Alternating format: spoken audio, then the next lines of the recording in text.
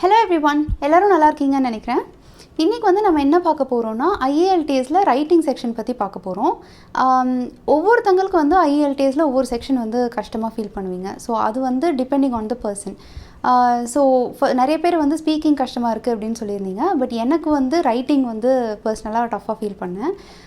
ஏன் அப்படின்னா first time IELTS எழுதும்போது எனக்கு மற்ற செக்ஷன்ஸ் எல்லாம் வேணுங்கிற மார்க் கிடச்சிடுச்சு. பட் ரைட்டிங்கில் வந்து 6.5 வந்துருச்சு. நான் 7 எய்ம் பண்ணேன், பட் 6.5 வந்தது. அதுக்கப்புறம் நான் செகண்ட் டைம் ஐஎல்டிஎஸ் எழுதி நான் 7 வாங்கினேன். ரைட்டிங்கில் 7 வாங்கிட்டேன். ஸோ அதுக்கான டிப்ஸ் என்ன, இந்த மாதிரி ஸ்கோர்ஸை இம்ப்ரூவ் பண்ணுறதுக்கு என்ன டிப்ஸ் இருக்குது, அண்ட் எந்த டிப்ஸ் எனக்கு ரொம்ப ஹெல்ப்ஃபுல்லாக இருந்தது, அப்புறம் எந்தெந்த விஷயங்கள் வந்து இவாலுவேட்டர்ஸ் வந்து பார்ப்பாங்க ரைட்டிங்கில். ஒரு டாஸ்க் நீங்கள் எழுதுறீங்க அப்படின்னா உங்களோட எஸ்ஏலையோ இல்லை உங்களோட லெட்டர்லேயோ வந்து ரிப்போர்ட்லேயோ வந்து என்ன விஷயங்கள்லாம் ரொம்ப கவனிப்பாங்க அப்படிங்கிறது நான் இந்த வீடியோவில் சொல்ல போகிறேன். ஃபர்ஸ்ட் வந்து ஐஏஎல்டிஎஸ் ரைட்டிங்கோட எக்ஸாம் ஃபார்மேட் பார்த்துடலாம். ஐஏஎல்டிஎஸ் ரைட்டிங் வந்து ஜென்ரல் ட்ரைனிங்க்கும் அகடமிக்கும் கொஞ்சம் டிஃப்ரென்ஸ் இருக்கும். So first part of the IELTS வந்து ஜென்ரல் ட்ரைனிங்க்கு ஒரு லெட்டர் ரைட்டிங்காகவும், அகடமிக்கு ஃபர்ஸ்ட் பார்ட் வந்து ஒரு ரிப்போர்ட்டாகவும் இருக்கும். ஸோ லெட்டர் ரைட்டிங் பார்த்திங்கன்னா இது ஃபார்மல் லெட்டரோ இன்ஃபார்மலோ இல்லை செமி ஃபார்மலோ எது வேணாலும் வரலாம்.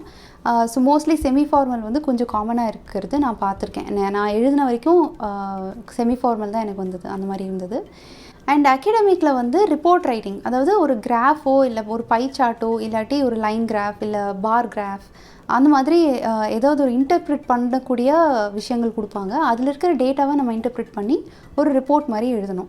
ஸோ இதில் எக்ஸ் ஆக்சஸ் என்னவாக இருக்குது அண்ட் ஒய் ஆக்சஸ் என்னவாக இருக்குது, ஸோ இது வந்து என்ன கம்பேரிசன், இந்த இயருக்கும் என்ன கம்பேரிசன், இன்க்ரீஸ் ஆகிருக்கு டிக்ரீஸ் ஆகிருக்கு, ஸோ இந்த மாதிரி வந்து நம்ம ரிப்போர்ட் வந்து சப்மிட் பண்ணோம். ஸோ ஃபஸ்ட்டு டாஸ்க் பார்த்திங்கன்னா ஐஎல்டிஎஸ் ஜென்ரலாக இருந்தாலும் அகடமிக்காக இருந்தாலும் 150 வேர்ட்ஸ் எழுதணும் அப்படின்னு சொல்லியிருக்காங்க. அண்ட் செகண்ட் பார்ட் வந்து ரெண்டுக்குமே காமன் தான். ஐஎல்டிஎஸ் ஜென்ரலுக்கும் சரி அகடமிக்கும் வந்து செகண்ட் பார்ட் வந்து காமன். அது வந்து எஸ்ஏ ரைட்டிங். எஸ்ஏ வந்து மினிமம் 250 வேர்ட்ஸ் எழுதணும் அப்படின்னு சொல்கிறாங்க. அப்புறம் வந்து ஃபஸ்ட்டு டாஸ்க்குக்கும் செகண்ட் டாஸ்க்குக்கும் அவங்க வந்து டைம் நமக்கு தரமாட்டாங்க. ஐஎல்டிஎஸ் ரைட்டிங்க்கு வந்து 1 hour டைம், மொத்தமாக 2 டாஸ்க்குமே சேர்த்து 1 hour டைம். நம்ம தான் வந்து கரெக்டாக அதை ஸ்ப்ளிட் பண்ணி யூஸ் பண்ணிக்கணும். ஸோ ஃபஸ்ட்டு வந்து 20 minutes டாஸ்க் 1க்கும் 40 minutes டாஸ்க் 2க்கும் அலோகேட் பண்ணிக்கோங்க அப்படின்னு சொல்லி அந்த கொஸ்டின் பேப்பரில் போட்டிருப்பாங்க. ஸோ அதை வந்து நம்ம கேர்ஃபுல்லாக நம்ம தான் டைம் மேனேஜ் பண்ணணும்.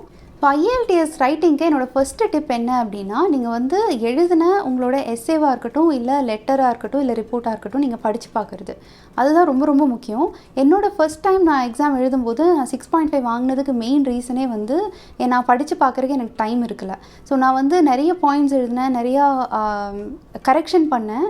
ஆனால் கடைசியாக வந்து நான் ஒரு ப்ரூஃப் ரீட் பண்ணி எல்லாமே கரெக்டாக இருக்கா, நான் வந்து ஸ்பெல்லிங் மிஸ்டேக்ஸோ இல்லை பங்க்சுவேஷன்ஸோ இல்லை சென்டென்ஸ் ஃபார்மேஷனோ தப்பு பண்ணியிருக்கேனா அப்படின்னு செக் பண்ணுறதுக்கான டைம் வந்து எனக்கு இல்லை. நான் கரெக்டாக கம்ப்ளீட் பண்ணேன் அண்ட் 1 hour வந்து முடிஞ்சிருச்சு. ஸோ அதுதான் வந்து எனக்கு ஒரு பெரிய நெகட்டிவாக இருந்தது. ஏன் அப்படின்னா நான் வந்து எப்போவுமே தப்பாக எழுதுகிற ஒரு பர்சன் தான். ஏன்னா நான் வந்து கொஞ்சம் அவசரமாக எழுதுவேன். அப்புறம் மைண்டில் ஒன்று நினச்சிட்டு கையில் ஒன்று எழுதிட்டுருப்பேன். ஸோ 2 சென்டென்ஸை மிக்ஸ் பண்ணி எழுதுவேன். அடுத்த சென்டென்ஸ் நான் இது எழுதணும் அப்படின்னு நினச்சிட்ருப்பேன். பட் எழுதும்போதே அதே எழுதிடுவேன். ஸோ அந்த மாதிரி தப்பெல்லாம் நான் நிறைய பண்ணுவேன். ஸோ அதே மாதிரி நீங்களும் வந்து அவசரமாக எழுதும்போது தப்பாக எழுதுறதுக்கு நிறைய சான்சஸ் இருக்குது. அதனால் நீங்கள் நிச்சயமாக ப்ரூஃப் ரீட் பண்ணுறது ரொம்ப ரொம்ப முக்கியம். ஸோ அதுக்காக நீங்கள் வந்து ஒரு 7 minutes வந்து ஸ்பேர் பண்ணி தான் ஆகணும். அதுக்கு வந்து காம்ப்ரமைஸ் பண்ண வேண்டாம். அந்த 7 minutes 7 to 10 minutes maximum. So அந்த 10 minutes நீங்கள் பிளான் பண்ணிங்கன்னா தான் கடைசியாக ஒரு 7 minutes உங்களுக்கு படித்து பார்க்குறதுக்கு டைம் இருக்கும். ஓகே, டாஸ்க் 1 வந்து ஃபஸ்ட்டு பார்த்துடலாம். டாஸ்க் 1 வந்து யூஸ்வலாக 150 வேர்ட்ஸ் எழுதணும் அப்படின்னு சொன்னேன் இல்லைங்களா. அண்ட் 20 minutes அதுக்கு டைம் அலோகேட் பண்ணிக்கோங்க அப்படின்னு சொல்லுவாங்க. அண்ட் அது எப்படி ஸ்ப்ளிட் பண்ணுவாங்க அப்படின்னா 2 or 3 பேராகிராஃப்ஸில் ஸ்ப்ளிட் பண்ணுவாங்க. மோஸ்ட்லி வந்து 3 பேராகிராஃப்ஸ் இருக்கும். ஃபர்ஸ்ட் வந்து ஒரு இன்ட்ரோடக்ஷன் ஆர் சின்னதாக அதை பற்றி ஒரு டிஸ்கிரிப்ஷன் கொடுத்துட்டு, அதுக்கப்புறம் மெயின் பேசேஜில் பார்த்தீங்கன்னா அதோட மெயின் என்ன சொல்ல வராங்களோ. இப்போ ஃபார் எக்ஸாம்பிள் லெட்டர் ரைட்டிங்காக இருக்குது, உங்களுக்கு வந்து ஒரு கம்ப்ளைண்ட் பண்ணி ஒரு லெட்டர் எழுத சொல்கிறாங்க. உங்களோட டிஸ்ட்ரிக்டில் இந்த மாதிரி ப்ராப்ளம் இருக்குது, அங்கே கம்ப்ளைண்ட் பண்ணி ஒரு லெட்டர் எழுத சொல்கிறாங்கன்னா அந்த கம்ப்ளைண்ட்டோட மெயின் எக்ஸ்ப்ளனேஷன் என்ன அப்படிங்கிறது செகண்ட் பேராகிராஃபில் இருக்கும். அது கொஞ்சம் பெரிய பேராகிராஃபாகவும் இருக்கும்.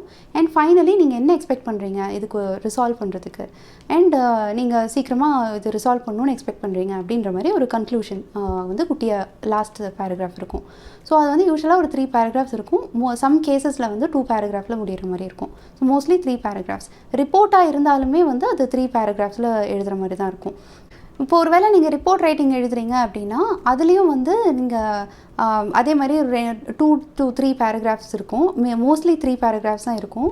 ஸோ ஃபஸ்ட்டு 2 பேராகிராஃப் வந்து கொஞ்சம் டீட்டெயிலாக இருக்கும். சம்டைம்ஸ் நீங்கள் வந்து 2 கிராஃப் கொடுக்குறாங்க அப்படின்னா ஃபஸ்ட்டு கிராஃபை வந்து ஃபஸ்ட் பேராலையும் செகண்ட் கிராஃப் வந்து செகண்ட் பேராகிராஃப்லேயும் நீங்கள் ஓவரால் கன்க்ளூஷன் உங்களோட அப்சர்வேஷன் வந்து என்னவாக இருந்தது இந்த கிராஃப் வச்சு, இந்த டேட்டாவை நீங்கள் எப்படி ஃபைனலாக இன்டர்பிரேட் பண்ணியிருக்கீங்க அப்படிங்கிறது ஒரு கன்க்ளூஷன் மாதிரி ஃபைனல் பேராகிராஃப்லேயும் எழுதுவாங்க.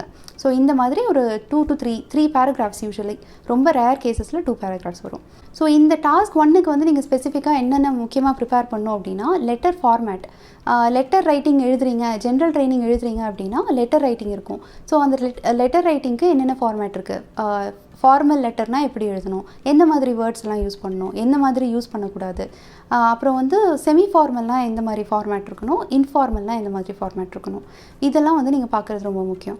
அப்புறம் வந்து ரிப்போர்ட் ரைட்டிங் எழுதுறீங்க, அகாடமிக் எக்ஸாம் எழுதுறீங்க, உங்களுக்கு ரிப்போர்ட் ரைட்டிங் இருக்குது அப்படின்னா நீங்கள் வந்து வேர்ட்ஸ் வந்து எப்படி சூஸ் பண்ணுறது அப்படிங்கிறது ரொம்ப முக்கியமாக பார்க்கணும்.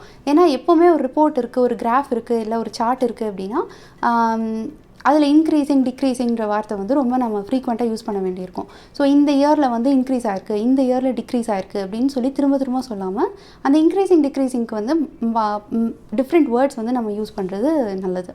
அண்ட் அந்த வேர்ட்ஸ் வந்து அதுக்கு சூட்டபிளாகவும் இருக்கணும். ஃபார் எக்ஸாம்பிள் பயங்கரமாக ஒரு இடத்துல இன்க்ரீஸ் ஆயிருக்கு அப்படின்னா ஸ்கை ராக்கெட்டட் அப்படின்னு சொல்லலாம். ஆனால் லைட்டாக தான் இன்க்ரீஸ் ஆயிருக்குன்ற இடத்துல வந்து ஸ்கை ராக்கெட்டட்னு சொன்னால் அது சூட்டபிளாக இருக்காது. ஆனால் அந்த லைட்டாக இன்க்ரீஸ் ஆயிருக்கு அப்படிங்கிறது வந்து இந்த இடத்துல ஒரு ரேசிங் ட்ரெண்ட் வந்து நம்ம பார்க்கலாம் அப்படின்னு சொல்லலாம். ஆனால் பயங்கரமாக இன்க்ரீஸ் ஆகிடுச்சு அப்படின்னு சொல்ல முடியாது. அதே மாதிரி டிக்ரீஸ் ஆகிடுச்சு அப்படின்னா ப்ளமெட்டட் அப்படின்னு சொல்லலாம். ஆனால் ரொம்ப டிக்ரீஸ் ஆகிடுச்சு அப்படின்னா தான் அது யூஸ் பண்ணுவாங்க. கொஞ்சம் லைட்டாக டிக்ரீஸ் ஆகிருக்கு அப்படின்றது there is a slight drop அப்படின்ற மாதிரி சொல்லுவாங்க. ஸோ அந்த மாதிரி டேர்ம்ஸ் எல்லாம் வந்து நீங்கள் நிச்சயமாக பார்த்து வச்சுக்கிறது ரொம்ப ஹெல்ப்ஃபுல்லாக இருக்கும் பார்ட் 1க்கு. ஓகே, அடுத்தது வந்து எஸ்ஏ ரைட்டிங் பற்றி பார்க்கலாம். எஸ்ஏ ரைட்டிங்கில் வந்து அதுதான் வந்து ரொம்ப பெரிய பார்ட் ஆஃப் த எக்ஸாம் அப்படின்றதுனால அது வந்து ரொம்ப கான்சன்ட்ரேஷன் கொடுக்கறது ரொம்ப காமன். நிறைய மார்க்கும் அதில் குறையறதுக்கு வாய்ப்பு இருக்குது. அதனால் நீங்கள் அது கொஞ்சம் கான்சன்ட்ரேட் பண்ணி நிறையா ப்ராக்டிஸ் பண்ணணும் எஸ்ஏ ரைட்டிங்க்கு. ஸோ எஸ்ஏ ரைட்டிங்கை பொறுத்த வரைக்கும் நிறைய டைப்ஸ் ஆஃப் எஸ்ஏ இருக்குது. ஸோ என்னென்ன டைப்ஸ் ஆஃப் எஸ்ஏ இருக்குன்றதை நான் சொல்லிடுறேன். ஃபர்ஸ்ட் வந்து ரொம்ப காமனாக நீங்கள் பார்க்குறது வந்து அட்வான்டேஜஸ் அண்ட் டிஸ்அட்வான்டேஜஸ் மாதிரி எஸ்ஏ. இப்போ வந்து காலேஜஸில் செல்ஃபோன்ஸ் யூஸ் பண்ணுறது வந்து அட்வான்டேஜ் என்ன டிஸ்அட்வான்டேஜ் என்ன அப்படின்னு கேட்கலாம். ஸோ இது வந்து ஒரு டைப் ஆஃப் எஸ்ஏ. அடுத்தது வந்து ஒப்பீனியன் எஸ்ஏ. ஒப்பீனியன்னா இப்போ உங்களுக்கு வந்து இப்போ டெக்னாலஜிக்கல் அட்வான்ஸ்மெண்ட் வந்து ரொம்ப ரேப்பிடாக இன்க்ரீஸ் ஆகிட்டுருக்கு. ஸோ அதனால உங்களோட ஒப்பீனியன் என்ன, அது வந்து உங்களுக்கு அதை பற்றி நீங்கள் என்ன நினைக்கிறீங்க அப்படின்ற மாதிரி கேட்கலாம். ஸோ இதில் வந்து அவங்க அட்வான்டேஜோ டிஸ்அட்வான்டேஜோ கேட்கல, நீங்கள் அதை பற்றி என்ன நினைக்கிறீங்கன்னு தான் கேட்குறாங்க. ஸோ அது வந்து உங்களோட ஒப்பீனியனை அந்த மாதிரி எஸ்ஏல வந்து போர்ட்ரே பண்ணணும், நீங்கள் என்ன நினைக்கிறீங்கன்னு. ஸோ நீங்கள் அட்வான்டேஜஸாக நினைக்கிறீங்க அப்படின்னா நிறைய அட்வான்டேஜஸாக எழுதணும். அதுக்கப்புறம் வந்து டிஸ்கஷன் எஸ்ஏ மாதிரி இருக்கும். டிஸ்கஷன்ன்றது வந்து 2 சைட்ஸுமே நீங்கள் பேசணும். Discuss both sides of the argument and give your opinion அப்படின்ற மாதிரி கேட்பாங்க. சம்டைம்ஸ் வந்து discuss both sides of the argument அப்படின்னு கேட்பாங்க. அப்போ வந்து நம்ம உங்களோட கருத்து என்ன அப்படின்றத அங்கே சொல்லணும்னு தேவையில்லை. அட்வான்டேஜஸ் அண்ட் டிஸ்அட்வான்டேஜஸ் மட்டும் கான்சென்ட்ரேட் பண்ணால் போதும். சில சமயம் வந்து discuss both sides and also provide your opinion அப்படின்னு கேட்பாங்க. அப்போ வந்து நீங்கள் ஃபைனலாக கன்க்ளூஷன்லேயோ இல்லை கன்க்ளூஷனுக்கு முன்னாடியோ நீங்கள் வந்து உங்களோட ஒப்பீனியன் என்ன அப்படின்னு சொல்லணும். அந்த டைமில் வந்து உங்களோட ஒப்பீனியன் என்னவாக இருக்கோ அதுதான் கொஞ்சம் ஜாஸ்தியாகவும் ஆப்போசிட் சைட் ஆஃப் தி ஆர்குமெண்ட்டை வந்து கொஞ்சம் கம்மியாகவும் எழுதணும் எஸ்ஏல. அடுத்த டைப் ஆஃப் எஸ்ஏ வந்து சொல்யூஷன் டைப் ஆஃப் எஸ்ஏ. அதாவது இந்த மாதிரி ப்ராப்ளம் இருக்குது, இப்போ குளோபல் வார்மிங் வந்து ஒரு ப்ராப்ளமாக இருக்குது, அதுக்கு என்ன சொல்யூஷனாக இருக்கும்னு நீங்கள் நினைக்கிறீங்க அப்படின்னு சொல்லி கேட்கலாம். ஸோ அதில் வந்து நீங்கள் மல்டிபிள் சொல்யூஷன்ஸ் வந்து கொடுக்கணும். அதுக்கும் வந்து நீங்கள் உங்களோட சொல்யூஷன் உங்களோட ஸ்டாண்ட் பாயிண்ட்ல தான் சொல்லுவீங்க. மற்றவங்கள பற்றி நம்ம நிறையா பேச மாட்டோம். மக்கள் வந்து இந்த மாதிரி நினைக்கிறாங்க அப்படிங்கிறதெல்லாம் நம்ம எஸ்ஏல பெருசாக எழுத மாட்டோம். நீங்கள் என்ன நினைக்கிறீங்கன்றது தான் எழுதுவோம். அடுத்து வந்து direct question type of essay. So direct கொஸ்டின்றது வந்து ரொம்ப ஸ்பெசிஃபிக்கான ஒரு டைப் ஆஃப் கொஸ்டின். இப்போ வந்து ஃபார் எக்ஸாம்பிள் சக்ஸஸ் வந்து வெல்த்தை மட்டும் டிபெண்ட் பண்ணியிருக்கா, உங்களோட பொசிஷன்ஸை மட்டும் டிபெண்ட் பண்ணியிருக்கா அப்படின்னு ஒரு டைரக்ட் கொஸ்டின் அது மட்டும் தான் கேட்குறாங்க. இதுக்கு வந்து எஸ் ஆர் நோ ஆன்சர் மாதிரி தான் இருக்கும் ஆன்சர். ஆனால் நம்ம வந்து எஸ்ஸேவாக எலாபரேட்டாக எழுதணும். ஏன் எஸ், நீங்கள் எஸ்ன்னு சொன்னீங்கன்னா ஏன் எஸ், நோ அப்படின்னு சொன்னீங்கன்னா ஏன் no. So other side of the ஆர்குமெண்ட்டை நீங்கள் பெருசாக பேச தேவையில்ல. பட் இருந்தாலும் உங்களுக்கு அதர் சைட் ஆஃப் தி ஆர்குமெண்ட்டை கொஞ்சம் டச் பண்ணலாம், பட் நிறையா அதை பற்றி பேசக்கூடாது. ஸோ எந்த டைப் ஆஃப் எஸ்ஸே வந்து உங்களுக்கு வந்திருக்குன்னு பார்த்துட்டு அதுக்கேற்ற மாதிரி நீங்கள் ஆன்சர் பண்ணணும். இப்போ வந்து ஒப்பீனியன் எஸ்ஸே கேட்டிருக்காங்க, ஆனால் நீங்கள் உங்கள் ஒப்பீனியன் கொடுக்காம அட்வான்டேஜஸ் டிஸ்அட்வான்டேஜஸ் மட்டும் பேசிட்டீங்க அப்படின்னா அதுக்கு வந்து மார்க் குறைப்பாங்க. ஏன்னா எஸ்ஸே பொறுத்த வரைக்கும் அண்ட் ரைட்டிங் ரெண்டு பார்ட்டுமே பொறுத்த வரைக்கும் டாஸ்க் அச்சீவ்மெண்ட் அப்படின்னு ஒரு சொல்லுவாங்க. டாஸ்க் அச்சீவ்மெண்ட்டுக்கு வந்து நிறைய மார்க்ஸ் இருக்குது. அதில் என்னென்ன பார்ப்பாங்க அப்படின்னா, நீங்கள் அந்த வேர்ட் கவுண்ட் வந்து மீட் பண்ணியிருக்கீங்களா, அப்புறம் வந்து அந்த கேட்ட டாப்பிக்கில் நீங்கள் பேசியிருக்கீங்களா, இல்லை நீங்கள் தப்பான டாப்பிக்லேயோ இல்லை டிஃப்ரெண்ட்டாக அதை சுற்றி நிறைய பேசுகிறீங்க பட் ஆன் த டாபிக் நிறைய பேசலை அப்படின்னாலோ உங்களுக்கு வந்து மார்க் குறையும்.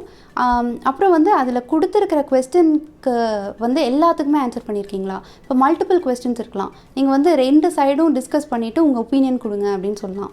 ஸோ அந்த டைமில் வந்து நீங்கள் ஒப்பீனியனும் கொடுத்துருக்கணும். இன்கேஸ் அது கொடுக்கல அப்படின்னா அது வந்து இன்கம்ப்ளீட் மாதிரி இருக்கும், அதனால் அதுக்கு மார்க் குறைப்பாங்க. அடுத்த டிப் வந்து நீங்கள் எஸ்ஸே எழுதும்போது எந்த ஃபார்மேட்டில் எழுதுறீங்க அப்படிங்கிறது ரொம்ப முக்கியம். ஃபார்மேட்னு சொல்கிறது வந்து ஜென்ரலி ஒரு எஸ்ஸே இருக்குது அப்படின்னா ஃபஸ்ட்டு ஒரு இன்ட்ரொடக்ஷன் இருக்கும், அதுக்கப்புறம் மெயின் பேசேஜஸ் இருக்கும், அதுக்கப்புறம் வந்து ஒரு கன்க்ளூஷன் இருக்கும். இதுதான் ஒரு general format. So IELTS essay பொறுத்த வரைக்கும் யூஸ்வலாக ஒரு 4 பேராகிராஃப் வந்து நீங்கள் எழுதுகிற மாதிரி இருக்கும். ஃபஸ்ட்டு வந்து இன்ட்ரொடக்ஷன். ஸோ இன்ட்ரொடக்ஷனில் வந்து நீங்கள் கொஸ்டனே ரிப்பீட் பண்ணி நீங்கள் அதில் என்ன ஸ்டாண்ட்ஸ் எடுக்க போகிறீங்க அப்படிங்கிறது தான் சொல்ல போகிறீங்க.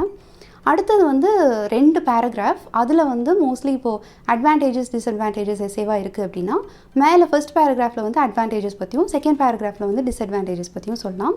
அண்ட் ஃபைனலாக கன்க்ளூஷன் ஒரு குட்டி பேராகிராஃப், ஃபைனலி இங்கே என்ன சொல்ல வரீங்க அப்படிங்கிறது. உங்களோட ஒப்பீனியனும் கேட்குறாங்க அப்படின்னா அடிஷ்னலாக இன்னொரு பேராகிராஃப் கன்க்ளூஷனுக்கு முன்னாடி இன்னொரு குட்டி பேராகிராஃப் நீங்கள் எழுதலாம். ஸோ 4 to 5 பேராகிராஃப்ஸ் வந்து ஒரு எஸ்ஸேயில் ஜென்ரலாக வரும். மோஸ்ட்லி 4 பேராகிராஃப்ஸ், சம்டைம்ஸ் 5 பேராகிராஃப்ஸ் வரலாம். ஸோ அந்த எஸ்ஸேயோட ஃபார்மேட் வந்து நீங்கள் பார்த்து வச்சுக்கிறது ரொம்ப நல்லது. அப்புறம் வந்து அந்த எஸ்ஸேயோட ஃப்ளோ எப்படி இருக்குது அப்படின்றது அவங்க நிச்சயமாக பார்ப்பாங்க. அதுக்கு வந்து கொஹரன்ஸ் அண்ட் கொஹீஷன் அப்படின்னு சொல்லுவாங்க.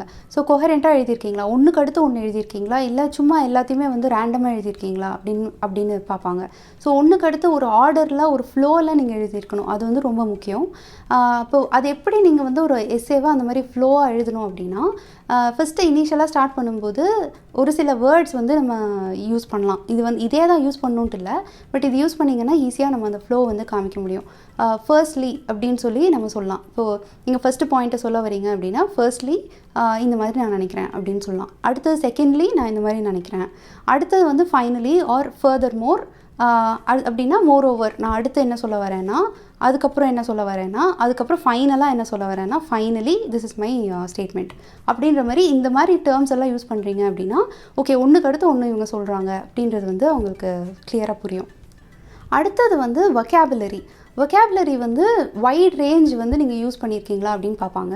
நான் ஸ்பீக்கிங்கில் வந்து ஒரு வீடியோ அப்லோட் பண்ணியிருந்தேன், அதுலேயும் வந்து வொக்காபுலரி ரொம்ப முக்கியம் அப்படின்னு சொல்லியிருந்தேன். இதுலேயும் வந்து வொக்காபுலரி ரொம்ப ரொம்ப முக்கியம். நீங்கள் திரும்ப ரிப்பீட்டடாக ஒரே டைப் ஆஃப் வேர்ட்ஸ் வந்து யூஸ் பண்ணுறீங்க அப்படின்னா அந்த range of vocabulary lexical resources அப்படின்னு சொல்லுவாங்க, அதுக்கு வந்து உங்களுக்கு மார்க் குறைச்சிரும். ஸோ நிறையா வேர்ட்ஸ் யூஸ் பண்ணணும். அண்ட் ஃப்ரேசஸ் உங்களுக்கு தெரிஞ்சதுன்னா ஃப்ரேசஸ் கூட நீங்கள் யூஸ் பண்ணலாம், அதுக்கும் வந்து நிறையா பாயிண்ட்ஸ் இருக்கும். ஆனால் அதே மாதிரி அது கான்டெக்ஸ்ட்க்கு யூஸ் பண்ணணும். தப்பான கான்டெக்ஸ்ட்டில் யூஸ் பண்ணிட்டீங்க அப்படின்னா இந்த வேர்ட் வந்து இந்த மீனிங் தான், ஆனால் இந்த இடத்துக்கு இது பொருந்தாது அப்படின்ற மாதிரி இருக்கும் இல்லைங்களா. அந்த மாதிரி பொருந்தாத ஒரு வேர்டை யூஸ் பண்ணிட்டீங்க அப்படின்னா அதுக்கும் மார்க் குறைச்சிடுவாங்க. அதனால் நீங்கள் நல்லா தெரிஞ்ச வார்த்தைகளே யூஸ் பண்ணுறது ரொம்ப நல்லது. இல்லை உங்களுக்கு அதை பற்றி தெரியல அப்படின்னா நீங்கள் நிறைய எஸ்ஸேஸ் படிச்சிங்கன்னா அது எங்கெங்கே இந்த மாதிரி யூஸ் பண்ணுறாங்க அப்படின்னு நம்ம தெரிஞ்சுக்கலாம். அதுக்கப்புறம் அதை யூஸ் பண்ணுறது நல்லது. டைரெக்டாக ஒரு வேர்டு வந்து இதுக்கு சினோனிம் இதுதான், இதுக்கு பதில் நான் அப்படியே அதை ஆல்டர்னேட்டாக யூஸ் பண்ணுறேன் அப்படின்னு நினச்சிங்கன்னா சம் கேசஸ் அது வந்து தப்பாகிடலாம். ஸோ இந்த மாதிரி வொக்காபுலரி வந்து நீங்கள் எப்படி பார்க்கலாம் அப்படின்னா இன்டர்நெட்டில் எப்போவுமே ஐஎல்டிஎஸ்க்கு வந்து ரிசோர்ஸஸ் எக்கச்சக்கமாக இருக்குது. அதுலேயும் பார்த்தீங்கன்னா டாபிக் ரிலேட்டட் வொக்காபுலரி அப்படின்னு சொல்லிட்டு நிறைய பேர் போஸ்ட் பண்ணியிருக்காங்க, ரொம்ப ஹெல்ப்ஃபுல்லான ரிசோர்ஸஸ் இருக்குது. அதில் பார்த்தீங்கன்னா சயின்ஸ் அண்ட் டெக்னாலஜி டாப்பிக்கில் எஸ்ஸே வருது அப்படின்னா இந்தந்த டேர்ம்ஸ் எல்லாம் உங்களுக்கு படித்து வச்சுக்கோங்க. தெரிஞ்சு வச்சுக்கிட்டிங்கன்னா இதெல்லாம் உங்களுக்கு யூஸ் ஆகும் இந்த எஸ்ஸேல. அதே மாதிரி இப்போது குளோபல் வார்மிங் பற்றி, என்வாயர்மெண்ட் பற்றி ஒரு டாபிக் இருக்குது அப்படின்னா என்வாயர்மெண்ட் பற்றி என்னென்ன டேர்ம்ஸ் வந்து உங்களுக்கு தெரிஞ்சிருக்கணும் அப்படிங்கிறது அந்த லிஸ்ட் ஆஃப் வேர்ட்ஸ் வந்து லிஸ்ட் பண்ணி வச்சுருக்காங்க. அது பார்த்துக்கிறது ரொம்ப ஹெல்ப்ஃபுல்லாக இருக்கும். அப்புறம் அடுத்த பாயிண்ட் என்னென்னா, நீங்கள் வந்து யூஸ் பண்ணுற சென்டென்சஸோட ஃபார்மேஷன். எல்லா சென்டென்சஸுமே வந்து சிம்பிள் சென்டென்சஸாக இருக்குது அப்படின்னா அது வந்து உங்களுக்கு மார்க் குறையும். ஸோ நிறைய காம்ப்ளெக்ஸ் அண்ட் காம்பவுண்ட் சென்டென்சஸ் வந்து நீங்கள் யூஸ் பண்ணலாம். அது வந்து உங்களுக்கு ரொம்ப ஹெல்ப்ஃபுல்லாக இருக்கும். அப்புறம் வந்து பங்க்சுவேஷன்ஸ் வந்து உங்களுக்கு தெரியல அப்படின்னா அதை வந்து அவாய்ட் பண்ணிடலாம். இப்போ ஃபார் எக்ஸாம்பிள் எனக்கு வந்து செமிகாலன் போடுறது வந்து அந்தளவுக்கு கரெக்டாக போட மாட்டேன். நான் most of the time semicolon வந்து தப்பான இடத்துல யூஸ் பண்ணிடுவேன். அதனால நான் வந்து எஸ்ஸே எழுதும்போது ஃபுல் ஸ்டாப்பும் கமாவோடு நிறுத்திக்குவேன். செமிகாலன் வந்து நான் அவ்வளோ யூஸ் பண்ணணும்னு நினைக்க மாட்டேன். ஸோ அது வந்து நீங்கள் உங்களை பற்றி டிசைட் பண்ணணும், நம்ம இதை வந்து கரெக்டாக யூஸ் பண்ணுறோமா இல்லையா அப்படின்றது.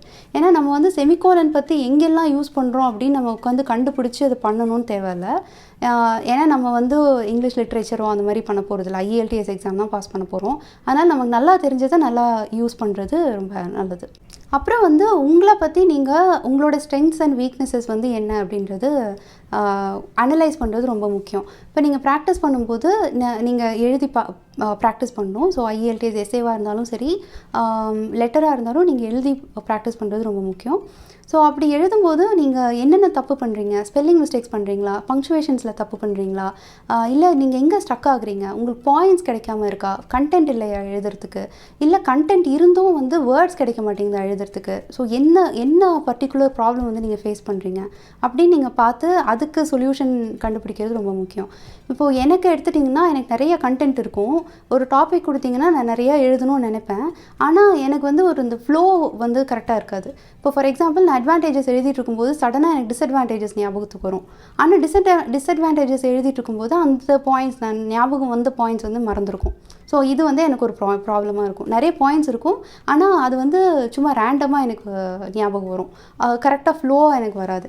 அதனால நான் வந்து என்ன பண்ணேன் அப்படின்னா, ப்ராக்டிஸ் பண்ணும்போது நான் எஸ்ஸே டைரெக்டாக எழுத ஆரம்பிச்சுட்டு அதுக்கப்புறம் வந்து நான் எனக்கு அது பிடிக்கல அப்படின்னு சொல்லிட்டு திரும்ப ஒரு ரஃப் டிராஃப்ட் ஒன்று எழுதிட்டு ஃபேர் டிராஃப்ட் ஒன்று எழுதுவேன். அது வந்து நம்ம கண்டிப்பாக எக்ஸாமில் பண்ண முடியாது. அதனால் நம்ம என்ன பண்ணலான்னா, கொஸ்டின் பேப்பர்லையோ இல்லை ஏதோ ஒரு ரஃப் பேப்பர்லையோ நீங்கள் வந்து குட்டி குட்டியாக பாயிண்ட்ஸ் மாதிரி எழுதிக்கலாம். ஓகே, அட்வான்டேஜஸ் ஒரு 2 minutesல வந்து டக்குன்னு பிரெயின் ஸ்டார்ம் பண்ணி, ஓகே இதெல்லாம் அட்வான்டேஜஸில் எழுத போகிறேன், இதெல்லாம் டிஸ்அட்வான்டேஜஸில் எழுத போகிறேன், நான் வந்து இந்த ஸ்டாண்ட்ஸ் எடுத்துக்க போகிறேன், இந்த மாதிரி ஒரு கன்க்ளூஷன் எழுத போகிறேன். ஜஸ்ட் 2 to 3 minutes அதுக்கு ஸ்பெண்ட் பண்ணிங்க அப்படின்னா அந்த ஃப்ளோ ஆஃப் த எஸ்ஸே வந்து உங்களுக்கு கரெக்டாக வரும். சடனாக திடீர்னு ஒரு பாயிண்ட் ரேண்டமாக வந்திருக்கு, ஆனால் என்னால் எழுத முடியல அப்படின்ற மாதிரி ஆகாது. ஸோ உங்களோட ஸ்ட்ரெங்த்ஸ் அண்ட் வீக்னஸஸை அனலைஸ் பண்ணுறது ரொம்ப முக்கியம். அப்புறம் ஃபைனலாக வந்து கன்க்ளூஷன் எழுதும்போது நீங்கள் டு கன்க்ளூட் இல்லாட்டி டு சம் அப் அப்படின்ற மாதிரி வார்த்தை எழுதிட்டு அதுக்கப்புறம் நீங்கள் என்ன சம் அப் பண்ணுறீங்க, என்ன கன்க்ளூட் பண்ணுறீங்க அப்படின்னு எழுதுறது ரொம்ப நல்லது. அண்ட் கன்க்ளூஷன் வந்து ரொம்ப நல்லா ஸ்ட்ராங்காக ப்ராப்பராக எழுதுறீங்க அப்படின்னா அது வந்து இந்த ஹோல் எஸ்ஸேக்குமே வந்து ஒரு நல்ல ஒப்பீனியன் கொடுக்கும். ஏன்னா கடைசியில் அதை எழுதியிருக்கீங்க இல்லையா, அதுதான் உங்களுக்கு வந்து நல்லா ஞாபகம் இருக்கும். ஓகே, இப்படி ஒரு கன்க்ளூஷன் எழுதியிருக்காங்க அப்படின்ற மாதிரி. அதனால கன்க்ளூஷனில் வந்து நல்ல வேர்ட்ஸ், ஃப்ரேசஸ், ப்ராவர்ப்ஸ் இந்த மாதிரி யூஸ் பண்ண முடிஞ்சதுன்னா யூஸ் பண்ணுறது ரொம்ப நல்லது. ஸோ எல்லா டாப்பிக்குமே நமக்கு ப்ராவர்ப் யூஸ் பண்ண முடிஞ்சதுன்னா அது யூஸ் பண்ணலாம். ஸோ ஃபைனலி வந்து நீங்கள் types of essays and types of letters, reports இதெல்லாமே வந்து நிறைய டாபிக்ஸ் வந்து அவைலபிளாக இருக்குது இன்டர்நெட்டில். அதை எடுத்து நீங்கள் ப்ரிப்பேர் பண்ணி பார்க்குறது, நீங்களே எழுதி பண்ணுறது. அண்ட் அதே மாதிரி நீங்கள் எழுதுனதை வந்து யாராவது கிட்ட கொடுத்து நீங்கள் அவங்களோட ஒப்பீனியன் கேட்குறது ரொம்ப ஹெல்ப்ஃபுல்லாக இருக்கும். உங்களோட ஃப்ரெண்டுக்கிட்டேயோ இல்லை ஃபேமிலி மெம்பர்கிட்டேயோ வந்து படித்து பார்த்து எனக்கு எப்படி இருக்குன்னு சொல்லுங்கள் அப்படின்னு சொல்கிறது ரொம்ப ஹெல்ப்ஃபுல்லாக இருக்கும். அப்புறம் வந்து நீங்கள் மற்றவங்க எழுதின எஸ்ஸேஸும் படிக்கிறது ரொம்ப ரொம்ப முக்கியம். ஏன்னா நமக்கு வந்து இந்த டாப்பிக்கில் என்ன பேசுகிறதுன்னு தெரியாது. இது வந்து எனக்கு சம்மந்தம் இல்லாமல் ஒரு டாப்பிக்காக இருக்கலாம், ட்ரேடு பற்றின டாப்பிக்காக இருக்கலாம். அதை பற்றி எனக்கு ஐடியாவே இல்லை, என்ன எழுதுறதுனே தெரியாது அப்படின்னாலும் நம்ம எழுதி தான் ஆகணும் எக்ஸாமில்.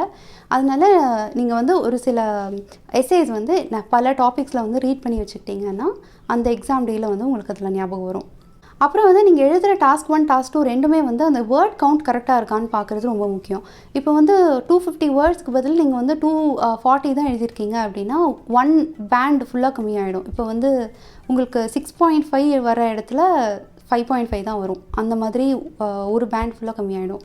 ஸோ அது வந்து ரொம்ப முக்கியம். நம்ம எக்ஸாம் டைமில் வந்து ஒவ்வொரு வேர்டாக கவுண்ட் பண்ணிட்டு இருக்கிறது ரொம்ப கஷ்டம். அதனால் உங்கள் ஹேண்ட் ரைட்டிங்க்கு எவ்வளோ லெங்க்த் எழுதுனா நமக்கு 250க்கு மேலே வரும் அப்படின்னு நீங்கள் ஜட்ஜ் பண்ணி வச்சுக்கிறது ரொம்ப ஹெல்ப்ஃபுல்லாக இருக்கும். நீங்கள் பேப்பர் பேஸ்ட் எக்ஸாம் எழுதுறீங்க அப்படின்னா. அதே மாதிரி நீங்கள் வந்து ரொம்ப பெருசாகவும் 250க்கு மேலே தானே எழுதணும், நான் 350 எழுதிடுறேன் அப்படின்னு நினச்சிங்கன்னா நீங்கள் எழுதலாம். ஆனால் நீங்கள் உங்களுக்கு நிறைய டைம் வேஸ்ட் ஆகிருக்கும். உங்களுக்கு ப்ரூஃப் ரீட் பண்ணுறதுக்கு டைம் இல்லாமல் போகலாம். ஸோ அதனால் 250 அப்படின்னா 270 280க்குள்ளே முடிக்கிற மாதிரி பிளான் பண்ணிக்கோங்க. ஸோ இதெல்லாம் தான் வந்து IELTS ரைட்டிங்கில் வந்து எனக்கு ரொம்ப ஹெல்ப்ஃபுல்லாக இருந்த டிப்ஸ். அப்புறம் இந்த மாதிரி தான் நான் வந்து 6.5லேருந்து 7 போகிறது வந்து இம்ப்ரூவ் ஆனது வந்து மோஸ்ட்லி இந்த டிப்ஸ் யூஸ் பண்ணி தான். நிறைய ரீட் பண்ணணும், அப்புறம் நிறையா ப்ராக்டிஸ் பண்ணணும். அப்புறம் வந்து நீங்கள் டைம் மேனேஜ்மெண்ட் ரொம்ப ரொம்ப முக்கியம். எனக்கு அந்த டைம் மேனேஜ்மெண்ட் இல்லாமல் தான் எனக்கு மெயினாக மார்க் லூஸ் பண்ணேன். ஸோ அது வந்து நீங்கள் கேர்ஃபுல்லாக பார்க்கணும். ஸோ இந்த வீடியோ வந்து உங்களுக்கு ஹெல்ப்ஃபுல்லாக இருந்திருக்கும்னு நினைக்கிறேன். பிடிச்சதுன்னா மறக்காமல் லைக் பண்ணுங்கள். அண்ட் இதே மாதிரி இன்ஃபர்மேட்டிவான வீடியோஸ்க்கு அபியன் பரிதி சேனலுக்கு சப்ஸ்கிரைப் பண்ணுங்கள். தேங்க்யூ.